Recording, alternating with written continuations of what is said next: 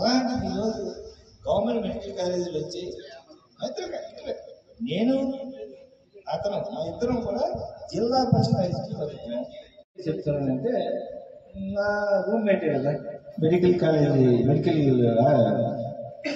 And health. అందుకని ఈ కార్యక్రమాలు కొంచెం టాపిక్ ఒక్కొక్కటి ముందు ప్రజలకు కొంత తెలిసి వస్తే అప్పుడు మనం చెప్పిన వాళ్ళు బుర్రలోకి ఎక్కితే కరెక్టే కదా, సంవత్సరం అయింది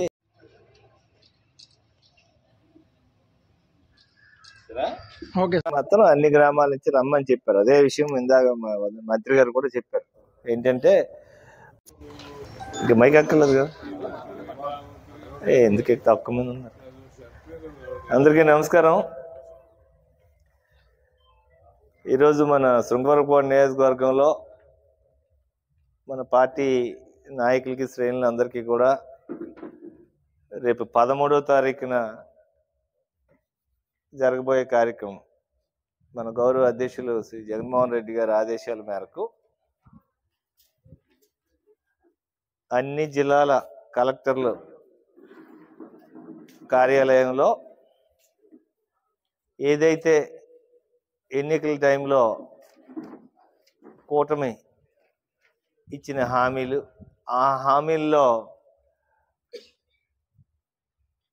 ఈ సూపర్ 6 అని పర్టికులర్గా చెప్పిన ఆ హామీలన్నీ కూడా ప్రజలకు అందించాలని, ఇంతవరకు అందించలేదు అని ప్రభుత్వం మీద ఒత్తిడి తీసుకురావాలని కలెక్టరేట్లో రేపు 13వ తారీఖున అంటే శుక్రవారం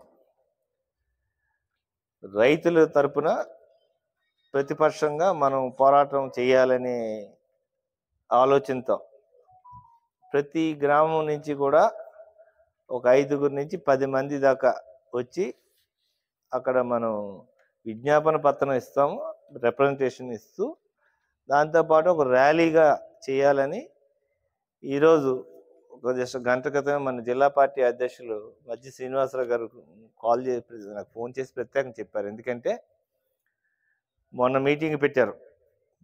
మొన్న మీటింగ్లో కేవలం జడ్పీటీసీలు, ఎంపీపీలు, ముఖ్య నాయకులకే మొన్న కబురు చెప్పి అందరికీ కూడా పిలిచి రేపు కార్యక్రమాన్ని విజయవంతంగా చేయాలని చెప్తూ ప్రతి నియోజకవర్గంలో ఎంపీపీ, జడ్పీటీసీలు కాకుండా మండల పార్టీ అధ్యక్షులు, పార్టీల ముఖ్య నాయకులు, సర్పంచులు, ఎంపీటీసీలు అందరూ కూడా వారి వారి గ్రామాల్లో ఏదైతే కూటమి ఎన్నికల టైంలో ఇచ్చిన హామీల్ని నెరవేర్చలేదు కాబట్టి ముఖ్యంగా రైతుల కోసం ఇప్పుడు రైతు భరోసా అనేది 20,000 రూపాయలు ఇస్తామని చెప్పారు. కానీ కేంద్ర ప్రభుత్వం నుంచి వచ్చిన 6,000 తప్పితే మిగతా 14,000 రూపాయలు రాష్ట్ర ప్రభుత్వం తరపున రావాల్సింది ఇవ్వలేదు.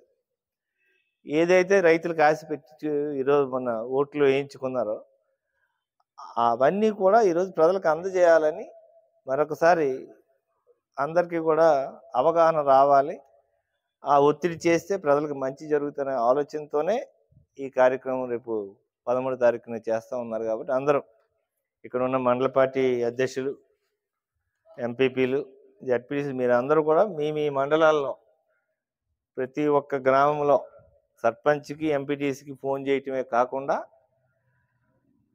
యాక్టివ్గా పనిచేసే కార్యకర్తలు ఒక బైక్ ఊళ్ళో 3-4 బైకులు అంటే 4-5 అవుతారు. మనకు 123 పంచాయతీలు, 123 పంచాయతీలు, హ్యామ్లెట్లు వచ్చేటప్పటికి 267 ఉన్నాయి మొత్తం అన్నీ కలిపి.